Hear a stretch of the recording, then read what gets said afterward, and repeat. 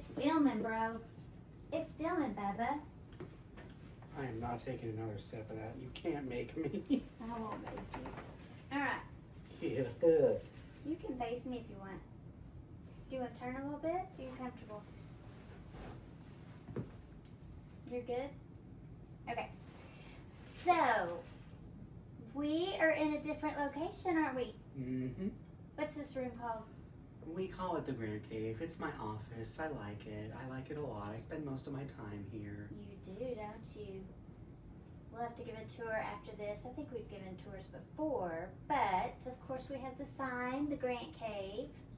This isn't our official Taylor Talk pod room, because usually our pods take place in the car, huh? But we thought we'd try this, just see how it works. Obviously we need different equipment. So we started Taylor Talk. Do you remember why we started it?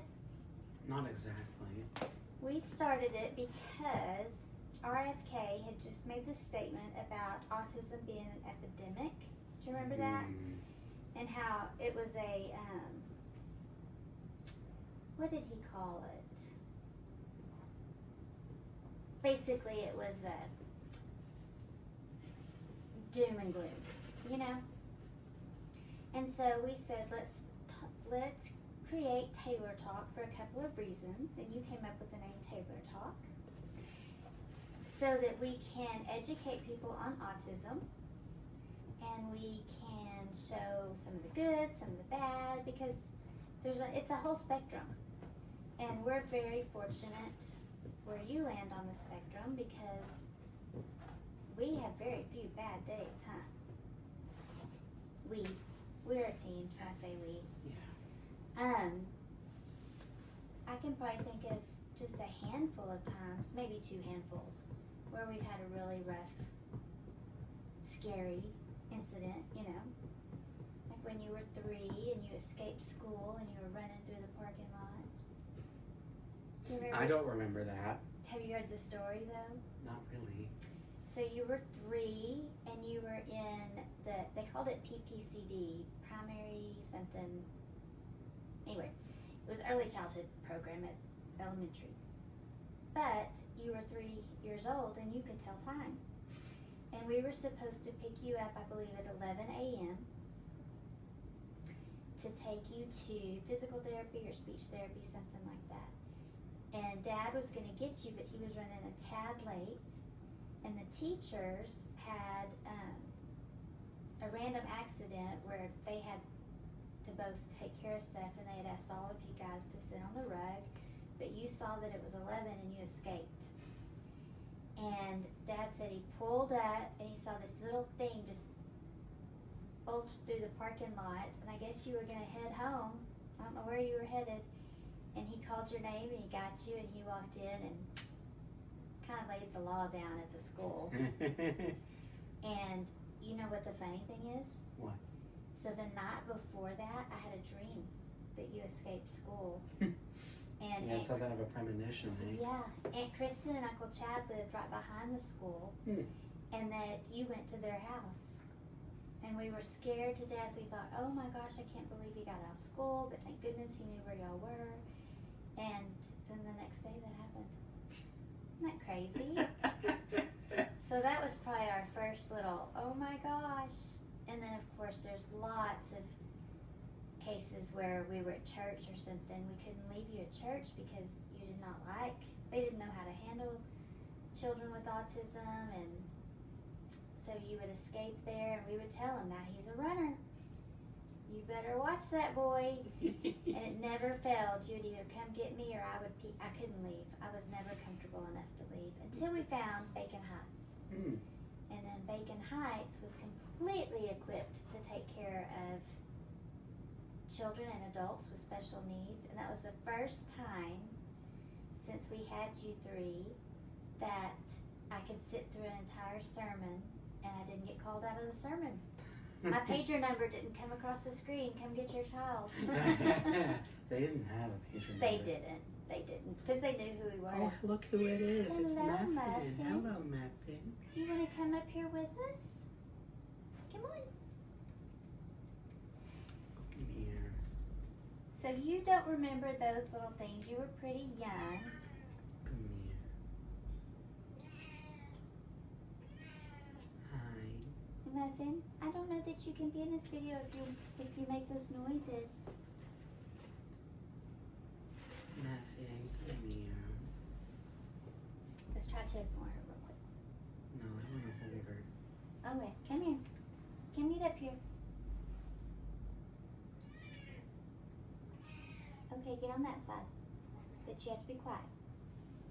You want up here? I'm not sure she can. Oh, I guess she can, maybe. If she can sit on the back of the bar stool, she can sit up here. Come on.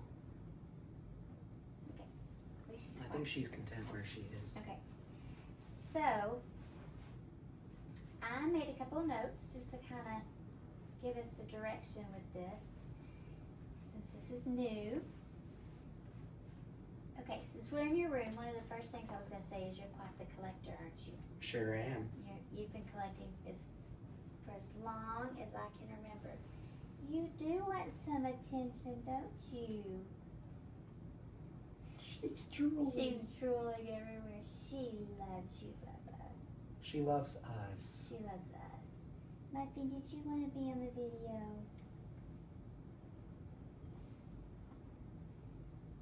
I'm not sure she's even aware she's on video. Okay, so talk to me about your collections. You know what I remember you collecting the most? What? Or first? Your video games, you would collect the instruction guides Oh, yeah. because you would put them in your lunch, and in kindergarten that was your reading material. That and the dishwasher guide and stuff like that. Anyway. Yeah, manuals. Yes. Very funny. Okay, so gaming guides, you collected those, and of course the games. And you still have every Nintendo.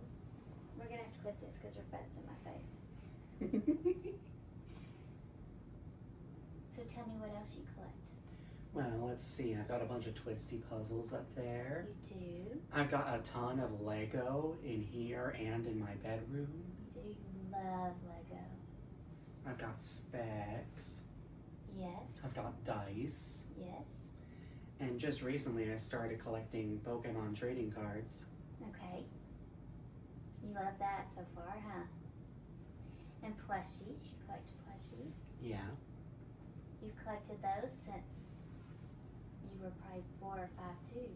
Yeah. A few have disappeared along the way. Hmm. Let's see. And games. You love games. What's your favorite game?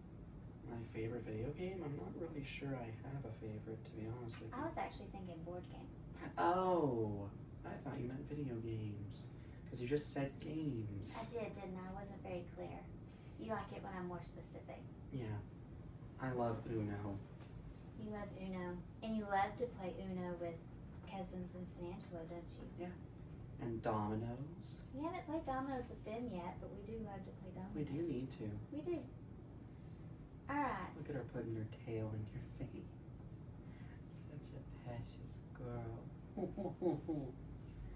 Tell me what, when someone asks you if you have autism, and they say, I'm not familiar with autism. What is autism? How would you tell them? How would you describe it? How would I describe it? Well, I mean, it's a spectrum of, I guess, is it a neurological They thing? call it neurodevelopmental. Yeah, neurodevelopmental disorders. Mm-hmm. That's why it affects everybody different, right? It's a spectrum. It's a spectrum, so what does spectrum mean? Well, like the electromagnetic spectrum encompasses the whole range of electromagnetic radiation, like radio waves, microwaves, infrared, visible light, ultraviolet, X-rays, gamma rays. Similarly, the autism spectrum encompasses a wide range of different presentations of... Okay, can we stop this part? Muffin, I'm sorry, you need to come Put down. her in your lap, yeah. Okay, so spectrum, wide range. So there's some individuals on the autism spectrum that are nonverbal. Yes. There are some that have aggressive behaviors, uncontrollable behaviors, all the way to the other end of the spectrum where they're almost geniuses. They absorb all kinds of material. They're very intellectual, very articulate. So autism can be anywhere in between. But even the most intelligent people, they still struggle with a few things. So, like you're extremely intelligent, but what are some of the things you struggle with? Well, I'm working on being more independent. You pick out my outfits every day, but Yeah. I have a job and I'm able to work it pretty dang well. You're pretty good at that. You want to tell us about your job? Yeah, I have a student assistant position at the Southwest Special Collections Library at TTU. I do transcription work, transcribing oral history interviews. And I can imagine you love that because you love anything that you can learn about. So there's some new material, you're like a sponge, you just absorb it. Right? Yeah. And I get to sit in front of a computer and just type away. And you're a fast typer, aren't you? Yeah. How fast do you type? Well, when I went to apply for the job, I took a 1-minute typing test and I got like 140 words per minute. Oh, 140. That's crazy. Crazy fast. Okay, so what's another struggle?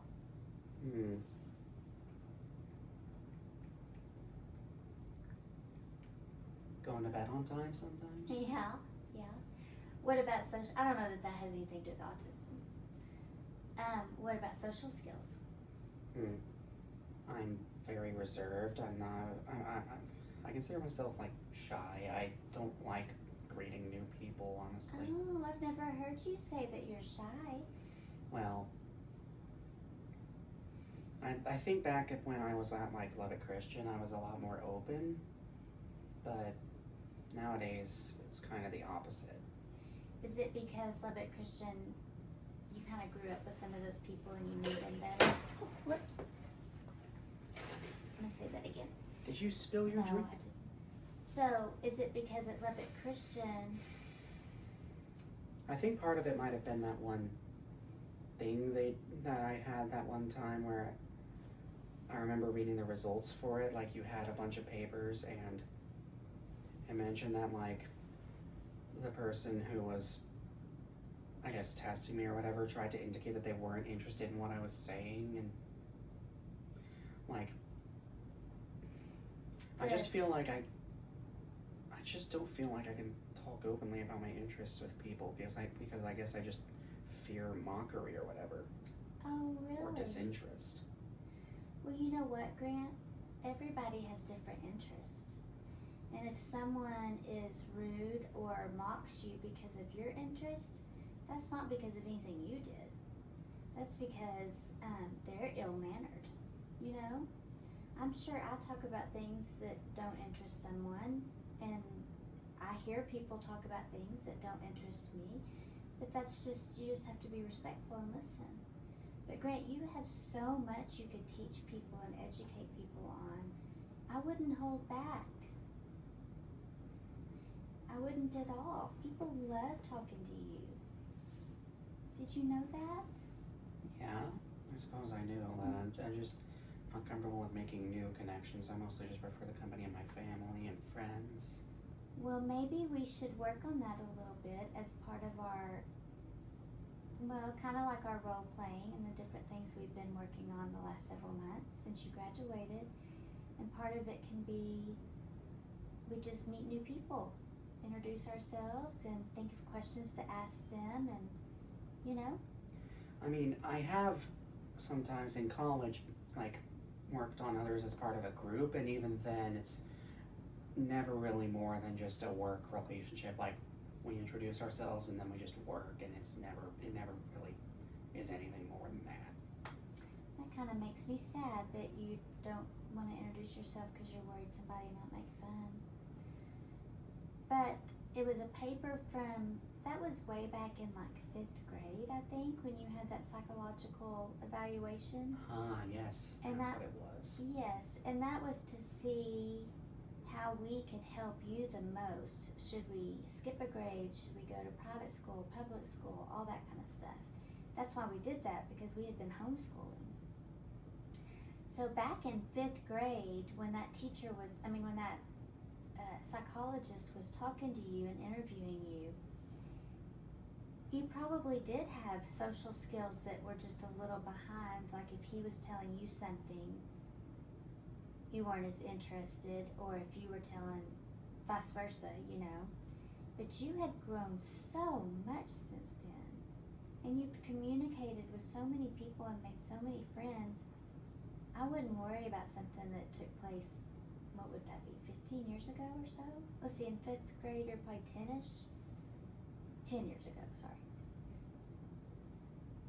You know, because you've taken great strides since then. So I think that's a goal we need to work on. Would you be okay with that? Yeah. Okay. Alright, so we were talking about a spectrum and we got off on that, so that's very interesting. That's a good talk, bud. Let me see what else I have on my list.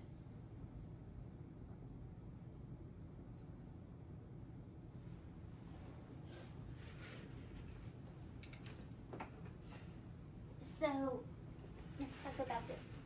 Cheers. How does it make you feel that you have autism? What do you think about that? I mean, I don't mind it. I think I could probably pass for a neurotypical person, you know. Oh, absolutely. I don't really bring it up unless I'm asked to, you know. Mm-hmm. Do you want to ask me? Say, what do you think about me having autism? Well, why should I ask you when you can just answer? Because on the video we can edit it like that. So this is part of a conversation, like if you were to meet someone new, back and forth conversation, and you ask them the same thing. Or not the same thing, but you ask them questions to be interested in them as well. Alright. So what do you think of me having autism? I think you having autism is a gift. I'd agree. I think your heart and your compassion and your intelligence, I think all of that comes from your autism and from the way you were raised. It's just who you are, your personality. But I don't know if I've ever told you this, but well, you know that when you were about 9 months old, you started sounding out the alphabet. We knew that wasn't quite typical. And then by the time you were 13 months old, you could literally pick up the Texas Monthly and read it to us. And you picked up your folder in the doctor's office. Back then, everything wasn't on the computer. Yeah, that was before a lot of things were integrated electronically. Exactly. And you sounded out the words LAB, lab, in your folder. And I looked at the doctor and I was like, he can read at 13 months old. Something's going on here. And I didn't think you had autism because when I worked with other children in my professional career, the ones that I had seen with autism did have the more aggressive behaviors. They didn't have... Or the nonverbal. Mm-hmm. They didn't have eye contact. They would hit their head on the door or the wall. They would spin to stim, or they would make noises, and you didn't do any of that.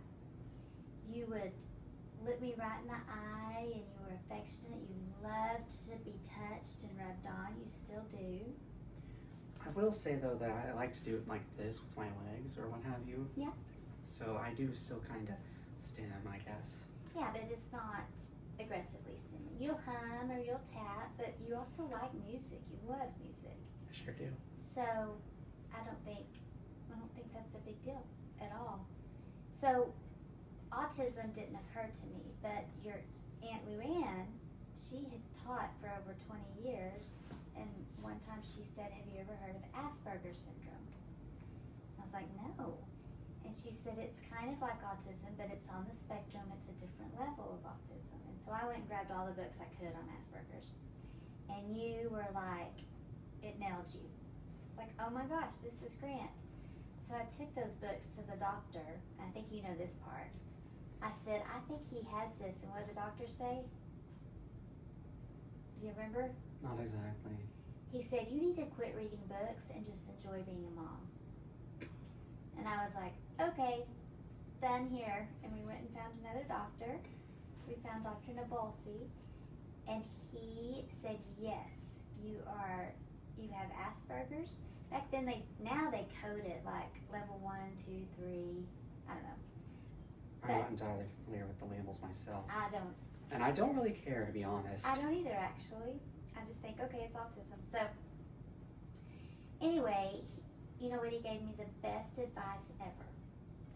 And he said, Grant is going to absorb anything you put in front of him. He said, the best education is going to come easy. The best thing you can do for him is surround him by people that will embrace him, love him, accept him, and help him grow socially. And having you at Love It Christian is one of the best things we ever did, because that's what they did. You blossomed there. Huh. Yeah, I had such a good time, especially in band. I loved band. You did love band. You really did. Yeah, those were great friends. And that's part of when people graduate high school, a lot of times people just go on about their different ways, and you just have to make an effort to communicate with people because you don't see them on a daily basis anymore. You know? Mm-hmm. But during that time, I would rock you to sleep because you loved movement. So I rocked you to sleep. That reminds me, I'd fall asleep on the swings too. You did. That's the first time I ever slept through the night, is you were in your baby swing and you fell asleep in the swing and I fell asleep, and I woke up the next morning and I was like, oh my gosh! No, and I mean more like swings at a playground too. Oh yeah. But you were in swings until you literally like busted every swing we could find. Springs would be out and everything because you got to where you would swing the swing. And yeah, you loved them. But anyway, I was rocking you to sleep, and I would start to pray, God, please don't let Grant have autism. And then it hit me, I'm not going to pray that. If God wants you to have autism, there's a reason for that, and you're going to change the world, babe. I'm like, why shouldn't I have it? Exactly. So, I think this has been a good talk. We can talk more about it. It's made me think of other things we can talk about. Oh, all right. Yeah. Like immunizations. Oh. We'll talk about that next time. So what do you think? Do you have any questions for me? I already asked you what you thought.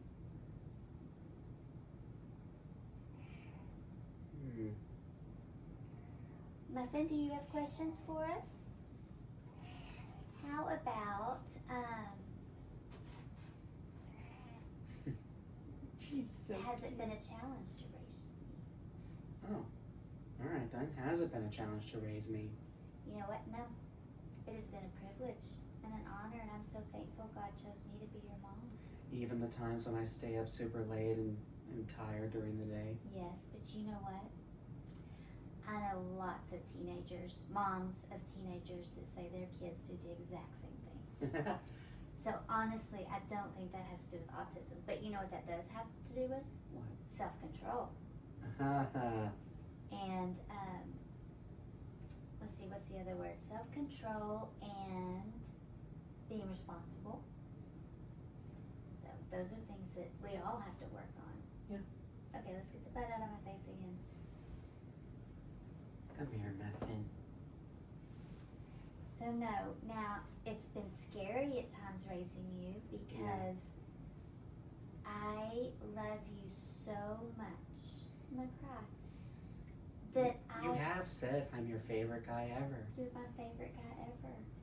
And I love you so much that I don't want anything to happen to you. So I have kept you